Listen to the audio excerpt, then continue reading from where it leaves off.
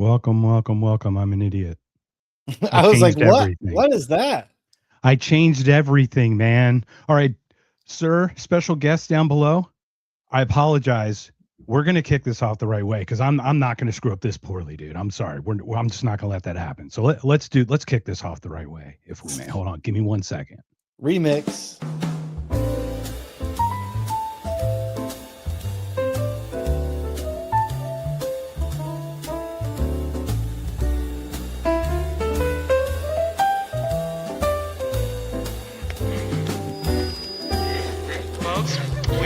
Special guest for you tonight. Hello, we've been expecting you. This is not a test. Your government and corporate overlords have implemented new measures for your own health and safety.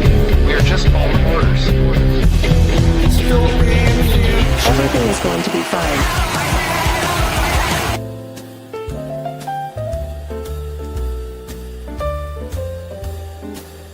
I'd like to introduce...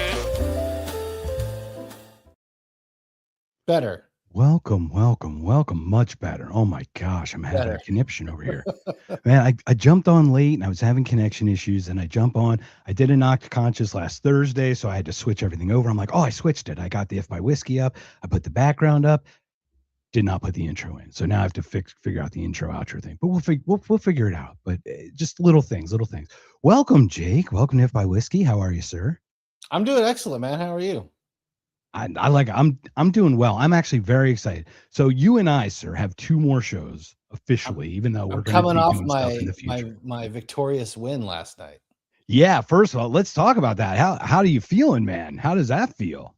No, it's fun. I mean, winning that show. Well, I was on Are You Smarter Than a Politician last night, and winning that show is less important. It's more important of obviously sharing the ideas and talking about stuff. That was more fun. Like the chat going crazy, lots of comments. David Fight and Carl are both like really smart, thoughtful guys. So honestly, just like kind of being in that room, it was like the only way it would have been better is if we were in person together with like a cigar. But no, it was super fun, and I ended up coming out with the win. So I'll take it. That's awesome, man. Well, congratulations. It's fun. I've come in second twice and won once, so I'm still not third place, thank goodness. But you ran away with it, though. That's what I was a little shocked by, because first of all, Carl's like probably the most popular in the group of us. You would probably be up there as well, just because you're known more than David's like not as interacting with us, even though David's obviously a brilliant person. So I thought Carl would give you a little bit. I thought it'd be a little tighter, but you ran away with it like big time, man. So congratulations on that. And it is about the message for sure. I said, pull out all the stops. I had family in the chat. I had the right hat on, the right shirt on. I came to win last night, and it worked. It was. Now, speaking of that, I have a feeling this next gentleman, we should probably get him in touch with Free, because he would probably make an excellent guest on Are You Smarter Than a Politician?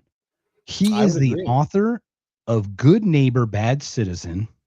I hope I say his name correctly, because I'm going to get it right. I'm not. Thanks, he'll correct me if I'm wrong, because he'll put me on the ground. Hey, I'm a Goomba over here. So I would like to welcome the Honorable Dominic Scarcella to the stage, sir.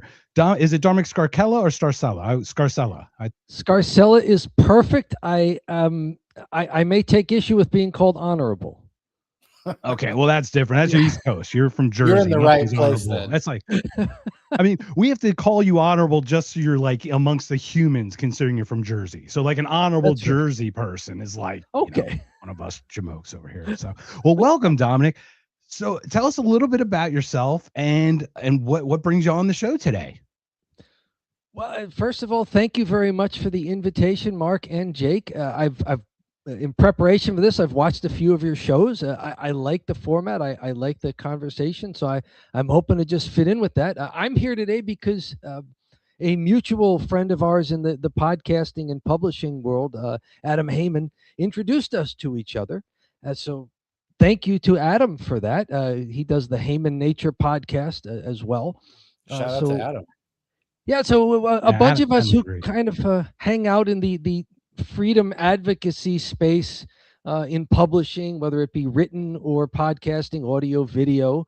A few of us have gotten to know each other. And so, this is great. I get to meet a couple of more folks, and I hope we have a good conversation about what is liberty, what are our natural human rights, and how are they in conflict with a lot of the stuff we see out in the world. Oh, let's Well, dive I find in. it interesting. I find it interesting because a lot of people in the liberty movement read a lot, write a lot. They're just not well known, right? We're kind of like Sure. put in the corner or whatever. And it's interesting that some of the ideas are coming, but they're also misunderstood as they're coming up. You know what I mean? Because they hear all the good fun parts about all the great things that liberty are, but they don't understand the other side of it, like the responsibility and the accountability. So I hope we can delve into some of that. So you wrote this book. Now I have not had to read it, but it is in the queue, sir.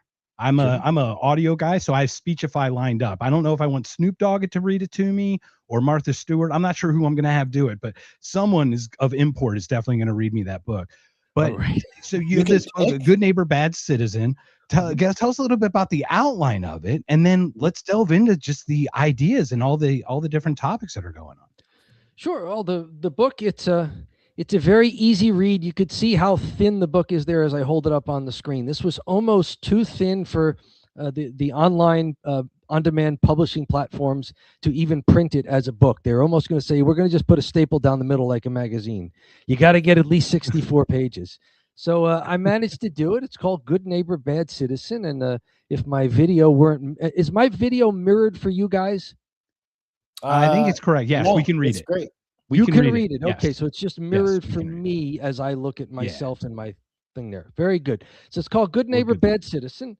And the subtitle is Reflections on the Core Social Conflict Revealed by Jesus Christ's Way of the Cross. So it's got some anarchy in there, but it's unspoken. I don't actually use the term. But it's got a lot of the Christianity and going through the persecution of Jesus as a serious study of history, like getting into the history, the culture, and the context. So even if you're not a Christian, you can follow how I lay out the history. If you are a Christian, then hopefully you're following how I lay out the conflict that's involved and how important liberty and freedom and nonviolence are if you proclaim to be a Christian. So it's the people who are leaning more towards Christianity, I'm trying to show them more of the freedom and the natural human rights and the liberty that's really at the heart of human dignity. And those who lean more towards the freedom and have more familiarity with that, I'm trying to bring them into a realness of the Christian story that sometimes gets lost in the for lack of a better term, sometimes just the cartoonishness that you see in popular Christianity and Christian culture. Yeah, so I read a little bit in the beginning, and it made me immediately think, looking at the synopsis and everything, it's kind of like like a faith-based version of like Anatomy of the State. Like by Rothbard in a weird way, right? Because it talks about, being a good neighbor means you're a bad citizen and how that conflict works. So I'd love to delve into, let's go, like, what is a good neighbor? Like, well, how would you define a good neighbor to start? And then we can go with what a good citizen would be, and then how they conflict and how they would contradict each other. And Jake, jump in here anytime you think of stuff, because I'm just open to this concept. I love it. I think it's brilliant. Yeah, I like it too. And I want to see the way it ties together, because when I think liberty and when I think freedom, the way that it ties historically apparently with Jesus, I don't automatically go there. I'm not a religious person at all, but I'm curious to see where this goes, but I'm fascinated. Like those two, it's not that those two things can't coexist. Like, I don't mean it that way. I just don't automatically go to that. So the floor is yours, Dominic. I want to hear about You're it. not alone, Jake. It's really since the era of Christendom, which is when people professing to be Christian got very much involved in politics, starting, of course, in the Mediterranean area and in Europe, maybe around 1700 years ago. There's been so much overlap between dominant politics and the language of Christianity, that your honest assessment there is frankly what gets seen by most people, including by most contemporary Christians, is they don't see a conflict, especially in the West, between being a Christian and being pro-government and being in favor of these power structures that simply seem exist to impose on people. So yeah, you mean being a statist? The difference between being a statist Yes. and being it's literally what it is. And there is this direct conflict between these two things. And I think there is. we come from Law and Order to everything else. There's so many different ways to address it. So, Do you mind if I read a little from the book? Absolutely, yeah. Oh, please do. Share some of it with us. Okay. And first of all, before we continue, Dominic, if I may, we're just blessed to have people showing up here. We've got Derek back in the thing. Look at the hair. He likes the haircut about it. Where's he talking about? Jake's haircut. There you go. Little haircut for Jake. We've also got Richie, obviously your friend Richie Rich, and we've got William in there. So thank you everyone for joining us. And I will let you to it, sir. Please share your. All right. And if anybody in the live stream has questions or comments for me, bring them on, pepper me with them. I like it. I like as much as you guys will permit onto your show here. But the first page of my book, well, after you get through the table of contents and everything, it's basically set up so it could be a devotional if you were really into the spirituality. But if you're not, the order, the chronology of it, and the ordering of it in sequence is laid out so it can make sense to you as well. And the introduction, the second paragraph says, Jesus preaches and models what it means to be a good neighbor. He's also frequently considered a bad citizen. There's no escaping this tension. Being a good neighbor requires a different mindset and value system than being a good citizen. They often conflict. And then I go through a litany of about 5 compare and contrast between the neighbor mindset and the citizen mindset, and how they're just not compatible when you drill down on them. Do you want me to go through those? Yeah, let's talk about each of those and we'll just break them down, because that would be perfect way to go through this. Good neighbors treat each other as peers. Good citizens treat each other according to official status. Good neighbors seek the personal, intimate betterment. Do we want to break these down one at a time, kind of just go for it? Jake, do you have any thoughts about that first one? Peers. Good citizens treat each other according to official status. That's just so many people are used to, what's my place in society?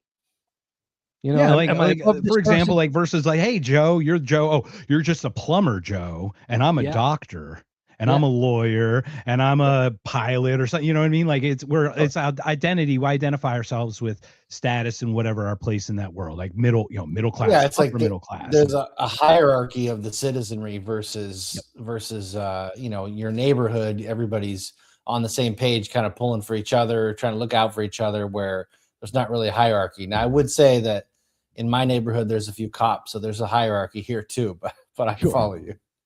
Sure, and that's why it's more of a mindset and not like a proximity thing. So yes, very much so. All right. I would also, there's going to be a term I use a few times in the book called imposed hierarchical social order.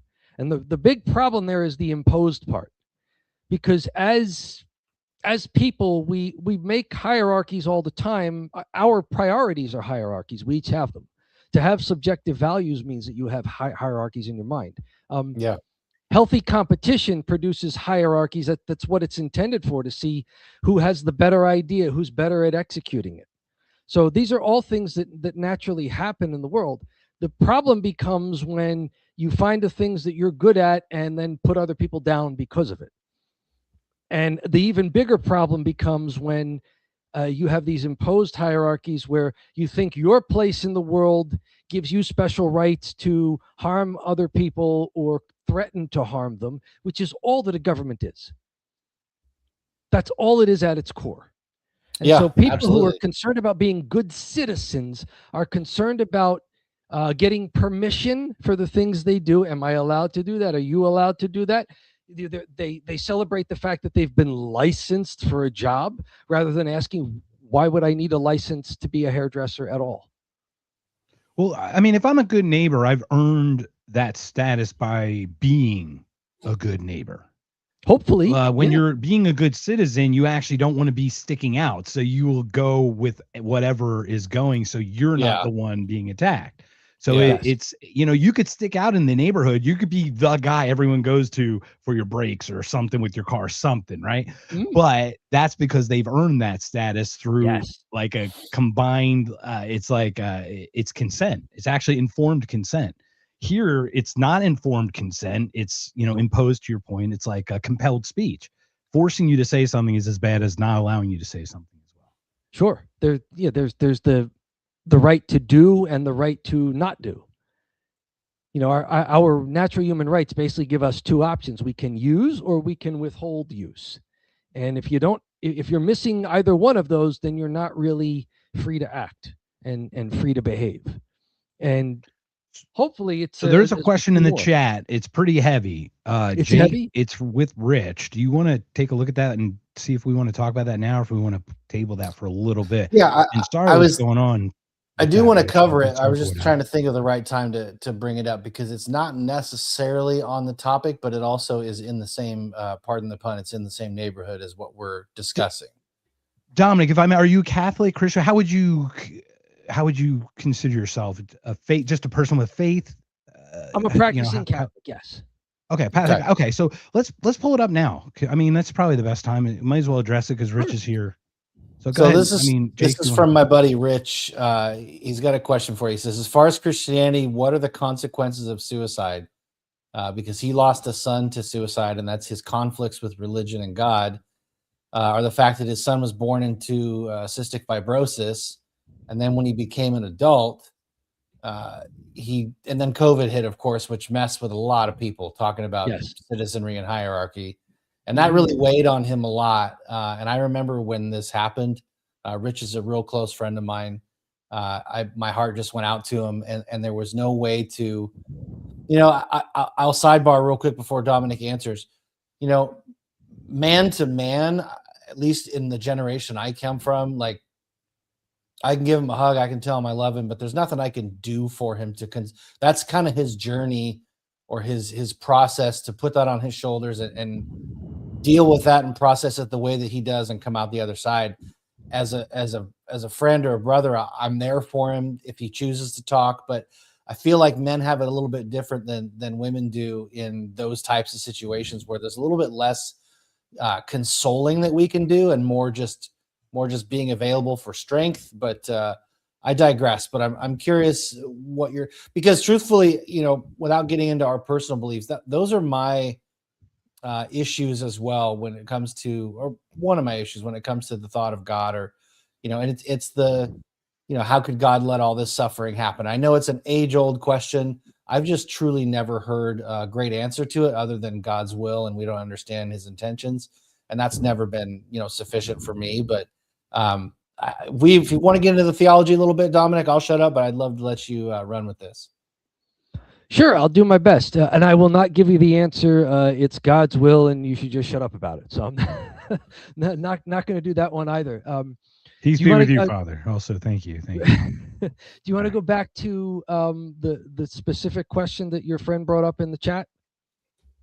Yeah, I think it's about how is suicide considered, I would assume. Okay. I guess the last part of it is reason us growing up heard it's all fire and brimstone, I guess. Is that what happened? He took his own life, Rich. I apologize that I'm not aware. Yeah. Okay. Yeah. So Jake, okay. So basically, how is suicide perceived by the Catholic Church at this time?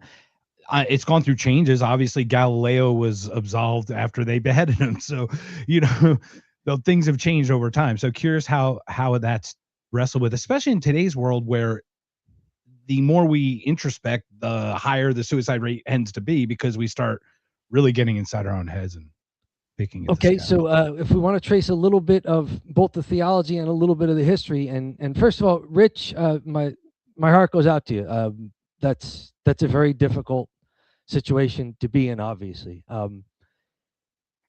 Suicide, of course, is wrong because killing is wrong. So, if you killed someone else, that would be wrong, and you should have the same respect for yourself and not harm yourself. So, Christianity teaches consistently that self-harm is bad too.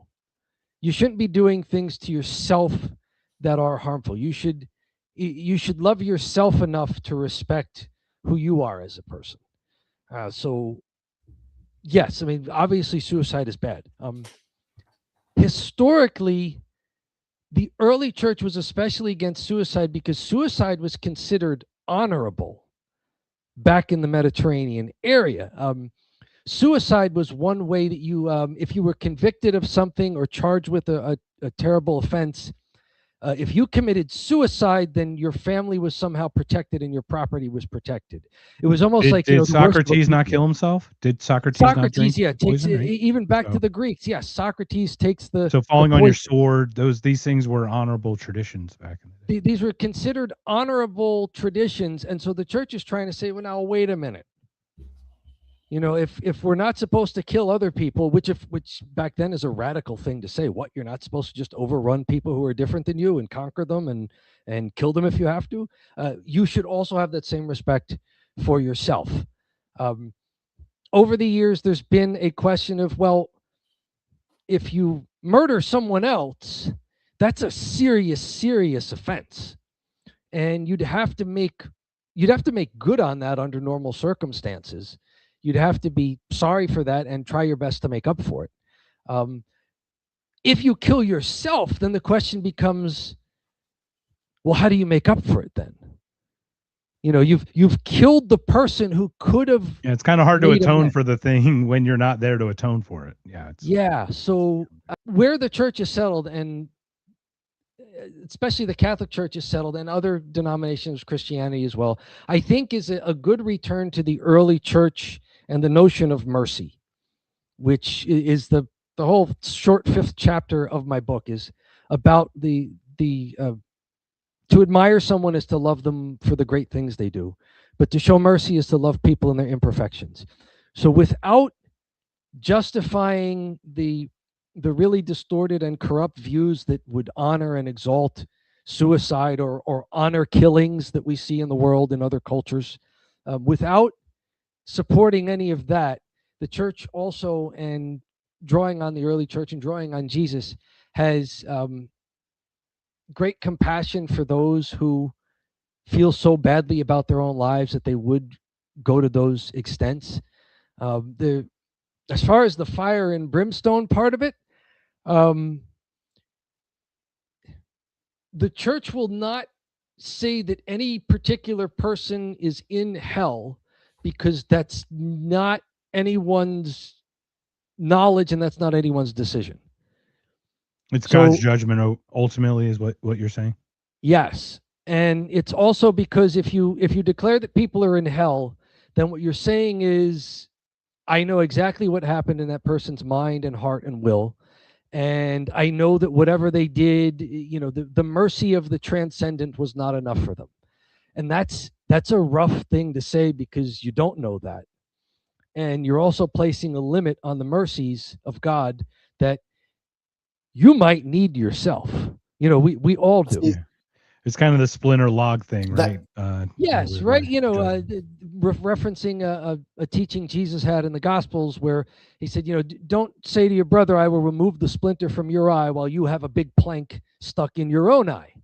You're going to need some help as well. So we're all going to need help. So as far as suicide goes, I would say, Rich, pray for your son. If his soul isn't ready yet for heaven, your prayers can help. And if he is in heaven, then the peace you are seeking on his behalf comes back to you. I would also, and thanks for adding that, Dominic. I know that means a lot to Rich. Just he and I are really close. But my back to what you said about the sympathy in that situation, like, that's always kind of been my issue as well. Is, I've been told, I was raised very non-denominational Christian, but I was raised in the church, went very frequently, and felt pretty familiar with the Bible and the teachings. So Never claimed to be a scholar, never claimed to be an expert, but I was not a casual believer at the time. So what I would say is, for somebody that is going through that kind of agony where they feel like that's the only way out, I've always been told that God knows your heart, and no matter what you do, no matter what you say, it's the intention behind it, or God knows your heart. So if you're in a situation where you feel like there's no other way out, and you are communicating or crying out to God, and you feel like you have that connection, and in your despair, you're essentially, repenting while you are doing that, taking that action. And for me, if it comes down to a semantic of, well, once they end their life, they're not able to make a final kind of confession, that's the part to me that seems a little bit more what's the right word, procedural, than it does somebody who's in that situation and agonizing and making that reluctant decision, and as it happens they're feeling repentant for what they're doing. That to me would seem like that would be as much of a confession as well, or a repentance. But it can again, be. I It's don't almost mean to like get letter of a semantic. law and verse intent of the law, right? Yeah, Like, yeah. Letter and spirit. It's not God's will to have suicide exist. In this case, the intent, you've got extreme suffering from an individual who just can't, can't go further. So Rich, first of all, thank you for sharing your heart. I have a personal suicide story. I'm still on the fence. We I don't know, Dominic, if you know who Andrew Wilson is, or like Dave Smith. They had a debate, and Jake and I were going to break down the debate about the more like objective morality. And it's funny because like I've lost someone to suicide, but I wouldn't want someone to intervene. I would just want to tell them, I need to share to them how much I love them, how much they would miss. They need to want to be here. I'm sorry. Yes. They need to want to be here. I'm almost extremely anarchist in that way, where I wouldn't even want the state to intervene in a mental way, just because I feel that we've done the extent of showing how much love we would have for them, and they just can't feel it, I guess, or they're incapable possibly. And that's a very Or neighborly attitude to have toward. And Jake, you said the same thing, that as maybe men tend more to this than women, is we're there for each other, but at the same time you can't live somebody's life for them. Yeah, you can't have someone's morality for them. You can't practice someone's faith for them on their behalf. So and none of these things can be. You can't take their impose burden. yours on them. Yeah, you to can't your take point, someone's Jake, you can't burden. take the burden. Yeah, you can help, but you can't do it for them. Yep. You could show someone how to make a sandwich, but if you start eating the sandwich, then it's not their sandwich, it's your sandwich. It's you can't, and you certainly can't do it by imposing on the person, like imposing your own. You can give a good example to somebody, but you can't impose your experience of the world onto somebody else, because that's just not how experience works. Yeah. Well, I mean, that's ultimate tyranny. It's you're living in someone else's life through. It's not this. It's you're responsible. You're accountable here, and then you are good to interact with others. And as long as you stay within the accepted realm of the people with whom you associate, because you have a freedom of association, then we're good. Once we get out of line, then we make corrective actions, or we correct it ourselves. Right? I mean, Yes. It's pretty straightforward. It's pretty simple. So you had the first point. What's the second point of the 5 that you had there, Dominic, if we Sure. may?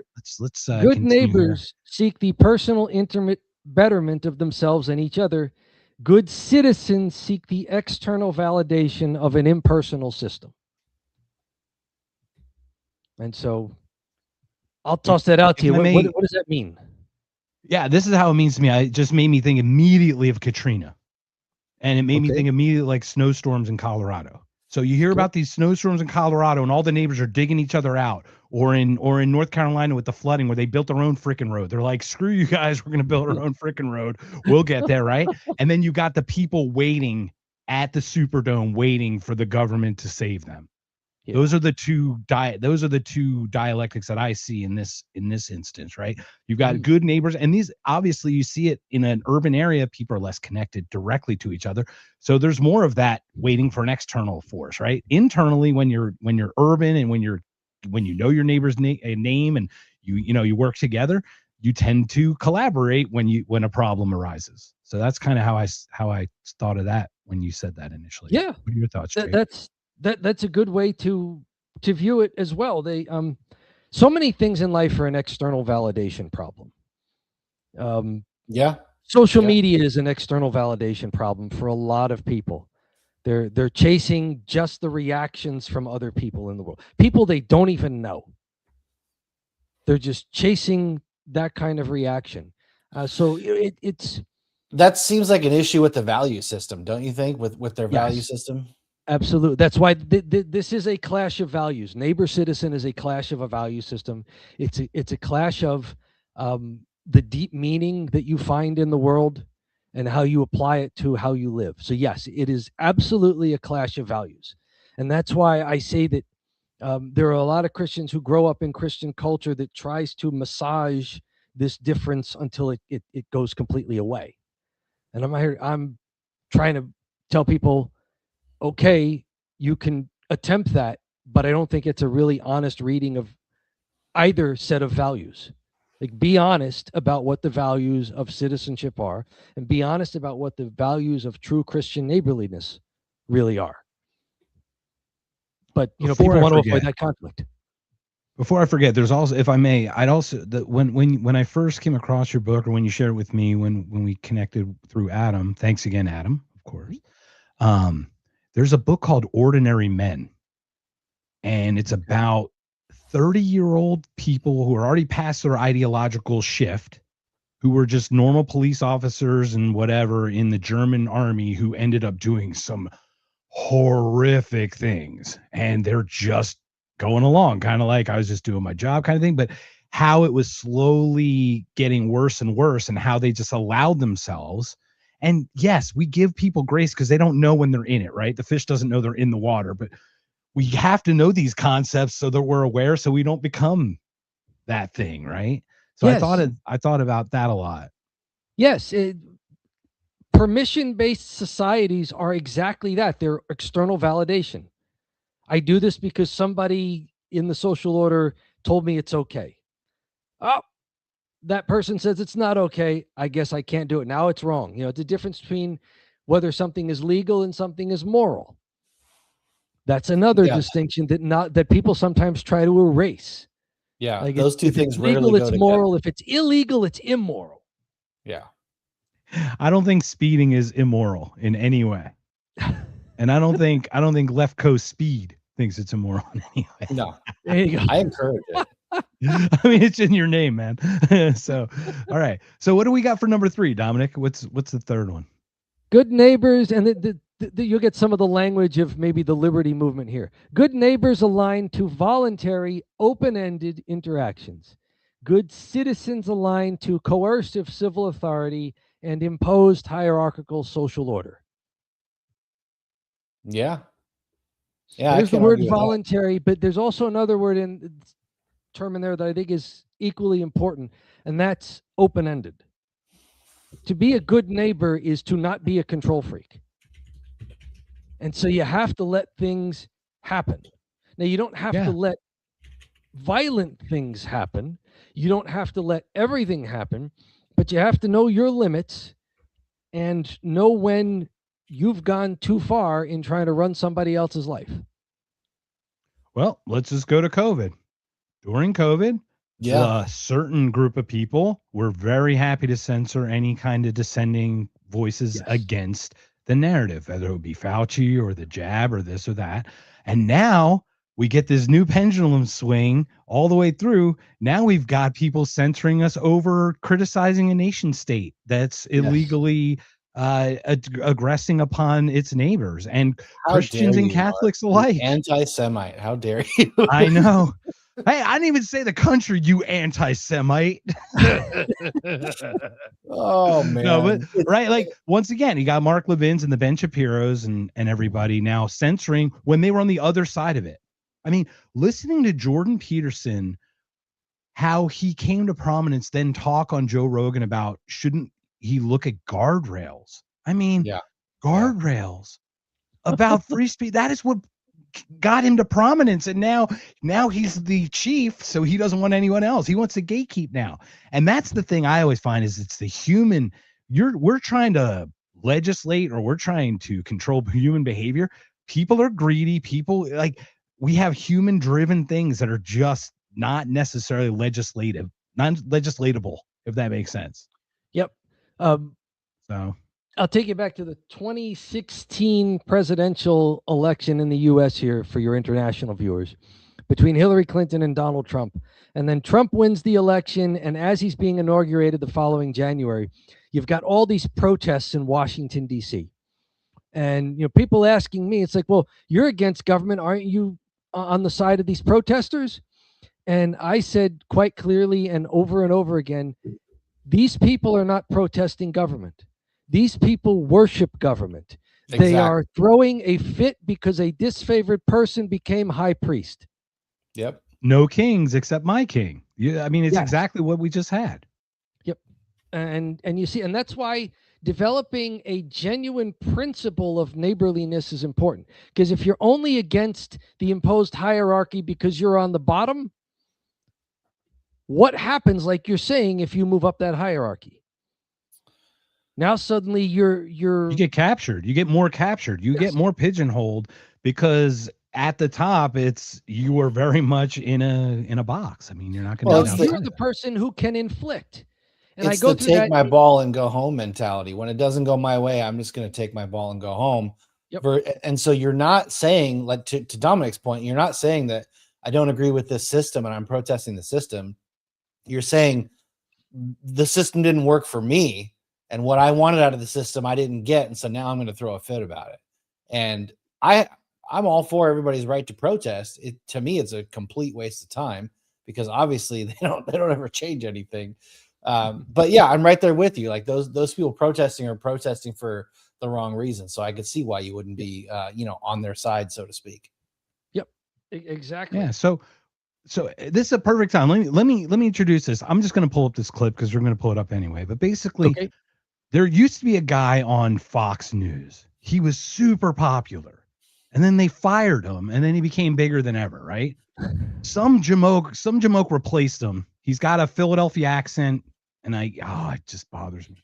But this is exactly what you're talking about. So you've got Tucker Carlson leaving, right? That leaves a hole for the next hierarchy, because he's going to move up now into Tucker's time slot. So you talk about having to get pigeonholed. Listen to this guy sell what he's selling and how he's going to sell it.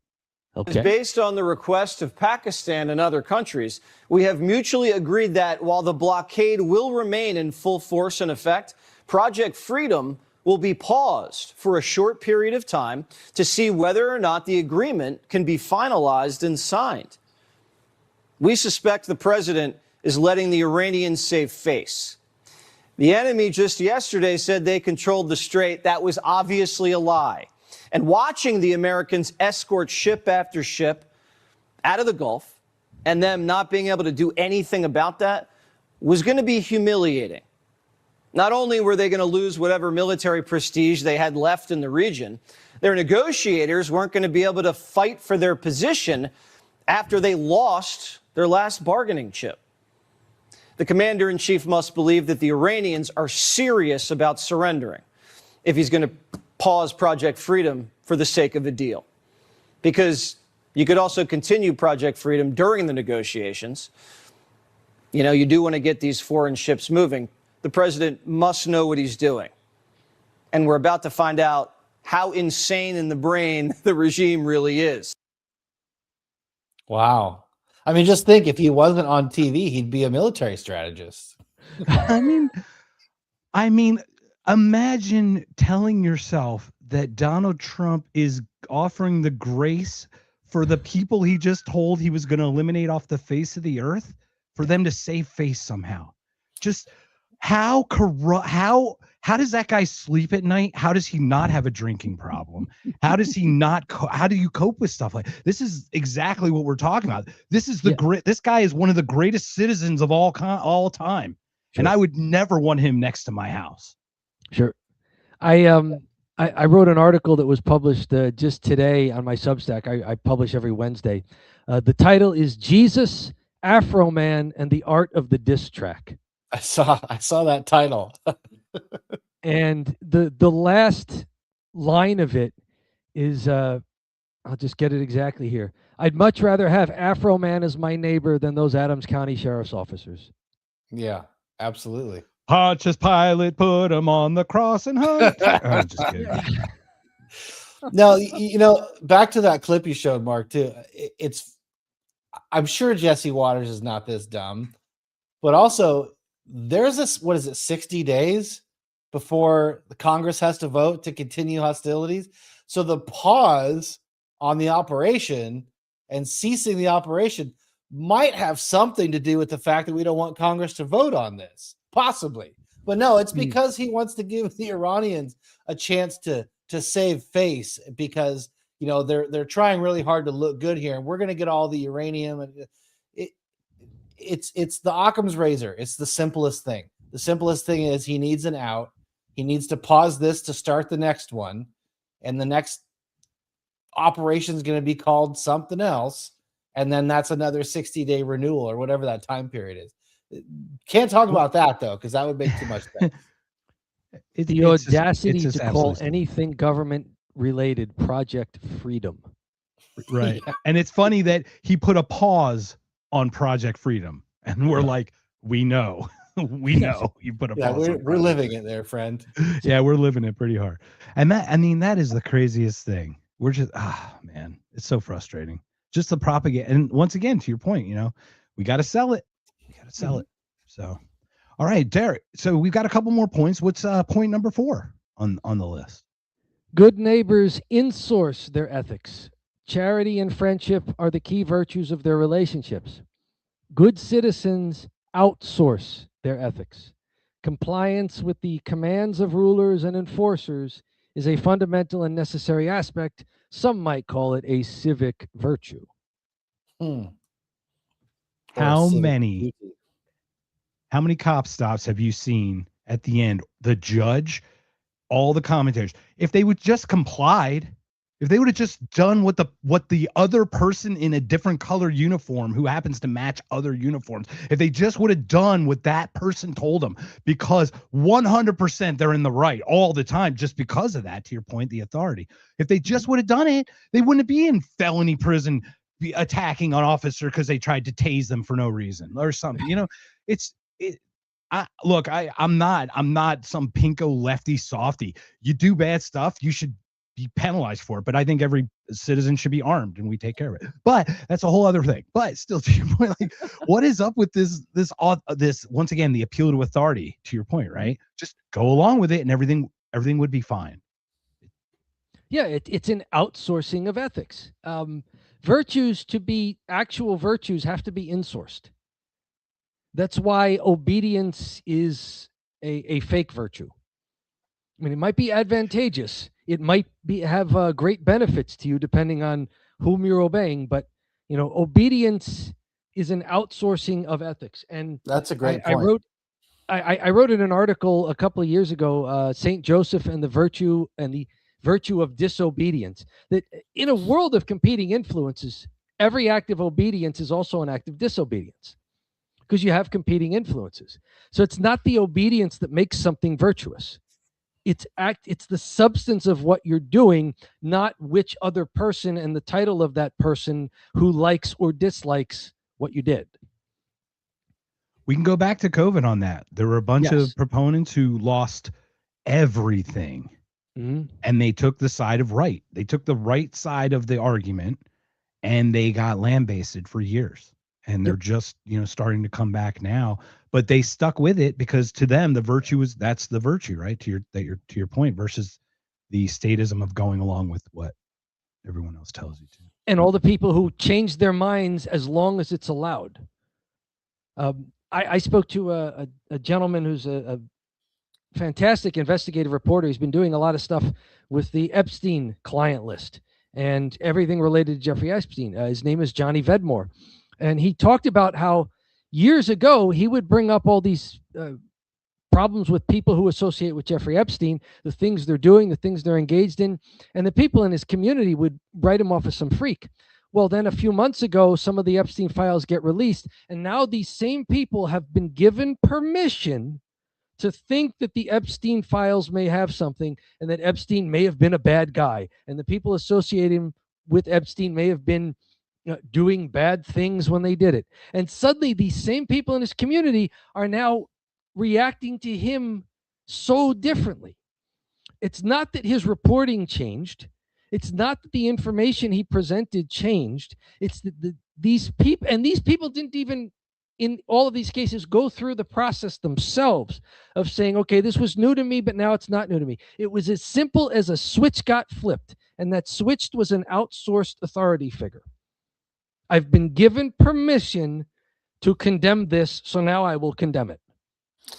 I would add too that back to the neighbor and citizen comparisons, you're as a neighbor, your values are fairly unwavering. Like you might learn new information and you might, but you're generally your house and your household and your approach to that is pretty much going to stay the same.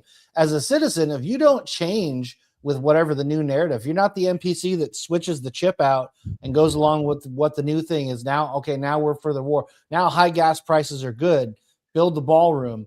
If you're not going along with that, then you're not a good citizen. And you constantly have to be following the moving target, back to the hierarchy part again.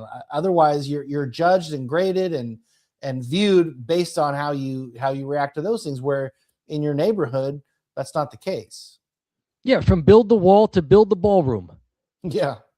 What am I supposed to think now in order to be in the good graces of these people I consider to be authority figures, that I consider to be so great? Correct. So yes, yeah, absolutely. The neighbor, because you're insourcing your ethics.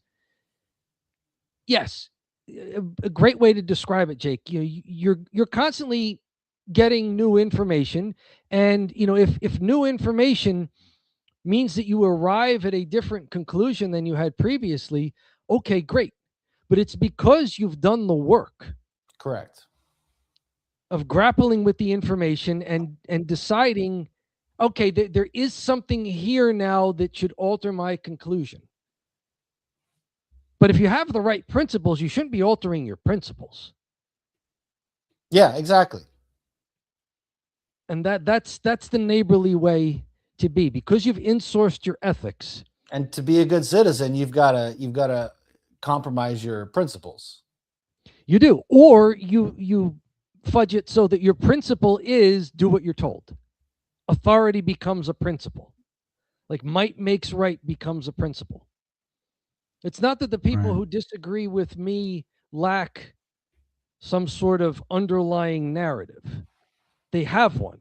I just disagree with it. And I think the narrative I have that I'm trying to promote, good neighborliness, I think it's more consistently and coherently humane.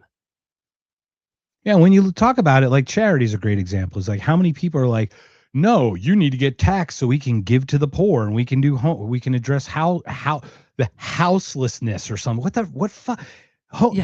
You're homeless. Like, what's this housing crisis? It's like that's not what unhoused. this is. Unhoused. Unaffordability and all this bullshit that they throw at us. Why is this shit unaffordable, right? Because you stole from us. You devalued our dollar to freaking give it and spread it out, man. That's theft. Straight up theft. And we should be charitable, but charity is next door because we're here to help, because we're in this together, not because we need a third person to tell others that their money should be taken to be given to another person that they don't even know.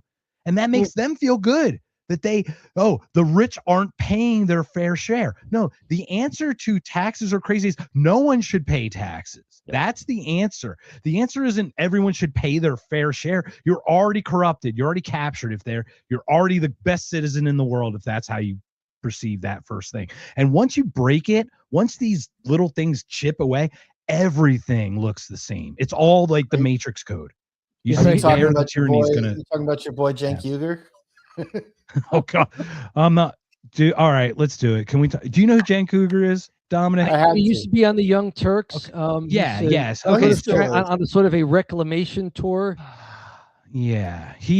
So the blind Sometimes, fucking squirrel can find a nut. sometimes I have to wind Mark up and then just let him And they just let me go, and then I just go Very off good. on a tangent. So, no, go ahead, Dominic, please. I was just going to say, I'm going to take a sip while you get into story time. By the way, if by whiskey you mean Fireball, I'm drinking whiskey. There we go. Yes, that you actually understand, and most people just think we get drunk or something. So, so Cenk Uygur has kind of been on a redemption tour. Now, Cenk Uygur's just been anti-war, but he's for like 90% of the social programs I can think of. Okay, so okay, we're anti-war, great. We're in one fucking camp together. But don't give me this compromise of the rest. Don't give me, we got to just start this one thing. Watching he and Sean Ryan talk was like scraping my skin. It was the shallowest level. Did you get that sense, Jake? Like they're talking about the serious issues at the most basic mouth breathing, knuckle dragging levels? I did. Here's the sense that I got. I finished it earlier before we did the show. And I don't mean to give Sean too much credit. I honestly think Sean was kind of being deferential since Cenk was on his show. And I don't think he wanted to have too much of a, because he did say quite a few times, like, yeah, we disagree on quite a bit of things, but yeah, I'm glad we can have this conversation. So in the game of that, of the friendly back and forth through disagreement, I thought it was great. The water was like a kiddie pool. Like they didn't go deep on anything. And that's the thing is, like, you would think that they could go deep at least on the stuff they agreed, but they can't even do that. So here's my greatest question. I think Sean was being a little more deferential. I don't think they agreed on much other than people need to have more conversations when they disagree. And I think that was about the extent of their give and take. Right. So the one way crazy one I got, did he name drop that he went to Wharton? Is he actually a Wharton graduate? I didn't hear that part. I missed it. Okay, I thought he said he went to Wharton school. I'm like, okay, great. And he says when people get monopolies by removing regulations. And I'm like, dude, that's literally the opposite of what it is. The monopolies create regulations through the government. So he talks about this whole crony capitalism, but then he goes, I'm a democratic capitalist. That's not a fucking thing, Cenk. No, I'm sorry. Wait, you want capitalism or the government to not allow monopolies to exist? Well, that's what we did in the 1900s and 1913. How did that work out for us? How did that work out, Cenk? Literally created the system that we're in. So, like, I hope to hunt him down at Freedom Fest, man. I will James Lindsay his little tuchus better than you can imagine. I'm on fire because he's so ignorant. Cenk, you're a guest. Come on the show. Cenk, you are nonviolent. Okay, great. I agree. We're nonviolent. The three of us don't like taxes, right? We think taxes are theft. Cenk, what kind of programs would you like? Oh, you think national health care is a human right? So someone else's labor. Okay, sure. So how are you going to pay for that? Oh, you're going to get taxed. So who's going to pay the taxes? Oh, you want us to pay the taxes. So I think it's theft. So now that I think it's theft, I refuse for you to steal my money. What's your next move, Chief? Are you going to go violent? Or are you going to just sit there and go, oh, I guess Mark doesn't want to pay his share, so I guess we'll go to the next door and ask kindly? That's not how it works, buddy. Did you see his comment? Like his comment about billionaires and the tax? He says, so say someone makes $1 million a year, right? He goes, and we just want to tax that 5% more. He goes, so they still have $950,000. They're not even going to miss that. And I'm thinking, right? Who are you to decide just because someone has been more successful that you're going to punish them and go, well, you're not going to miss it because you don't need it? Like, what flaming chariot on high do you come down from to make the decision of who gets to keep what they earned? I'm making the bold prediction. that Anna Kasparian and Cenk will fall from the heavens the second the Democrats get power again and they expose their stupid shit. They are so goddamn ignorant because they don't understand the concepts of what humanity is. The three of us, like, as I don't want to say libertarian, but just like as we've experienced and we start introspectively looking at ourselves and our accountability and responsibility to ourselves and others, we understand what it takes and that it does not take an external force to get what we need. It needs us internally, each other, interactively. And it's so silly that we're agreed on neighbors. Now we're going to be on the same team. I'm not voting for anyone, let alone someone you're going to vote for just because one fucking, I don't know. I'll mute. I had to wind him up. Sorry. I had to. No, I mean, that's a good wind up. I like that. Are you guys familiar with the old Joseph Sabran matrix of what he at the time called conservatives, liberals, moderates, and extremists? Not enough to talk on it. I've seen it, but share not enough. Share that concept. If you want government to intervene domestically, you're a liberal. If you want government to intervene overseas, you're a conservative. If you want government to intervene everywhere, you're a moderate. If you don't want government to intervene anywhere, you're an extremist. Gentlemen, I'm an extremist. Yeah. And the people I have nothing in common with are the moderates. Yeah, by those definitions, I'm in the same boat. I mean, I want every subsidy when Spirit Airlines couldn't survive, I feel bad for the people who lost their jobs, but I was like, that's how it's supposed to go. Shut it down. I want zero subsidies. JetBlue was going to buy them, and the Biden administration stopped it. Yeah. Well, it's funny though. I mean, there is context to that too. Once they were going to buy them, I think they were going to cut 40% of the routes too. So there was a reorg that was going to happen or something. So part of the rebuying. Now, once again, I'm not saying that the government should interfere. They shouldn't interfere at all. They shouldn't interfere in any of this. But considering they do anyway, there was another thought to that. I just disagree with all of it wholeheartedly, to your point. Yeah, exactly. I disagree with the imposition, with the intrusion, with the I know better. C.S. Lewis called it moral busybodies. And I think that underlies everything in government is the idea that people think they're doing the right thing. They think they really know better what other people should be doing. How much simpler can it be? I mean, it's such a simple concept. Don't hurt people. Don't take their stuff. Leave me be. Yep. I'm good. Yeah. You know, so we got a few more minutes before we call it. Dominic, did you have any, Jake, any other topics or anything else you want to bring up? Don't ever bring up Cenk Uygur again, you bastard. No, I'm just kidding. Did we get through all five of Dominic's? What the gets last me one is really short. Cenk is getting paid. Hold on. Cenk is getting paid to go to Freedom Fest, Jake. By the way, Whiskey 100, $100 off. That just freedomfest.com. That just shows if you have Jake Cenk is getting paid to give us crap, and we are paying to tell him that he's wrong, and actually we're more correct. This is what frustrates me. But anyway, go ahead, Dominic. I'm Good neighbors consent. Good citizens conform. Wait, say that one again. Good neighbors consent. Good citizens conform. Oh, hell yeah. Put that on a bumper sticker or a t-shirt. That is a bumper it would fit sticker too. Right there. It's a t-shirt for sure. Yeah. For sure. Yeah, absolutely. Jake, any thought? Yeah. I mean, look, once again, let's go back. Informed consent for COVID and all the other stuff and all the things we've been going through, right? So I wrote an article recently, kind of recently, called "The Means Justify the Ends," and it was a conversion of the ends justify the means.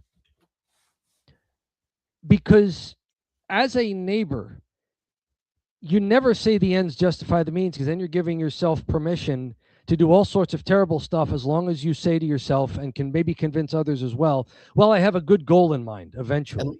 Unless it's something against the HOA. Yeah, HOAs, hey, you know.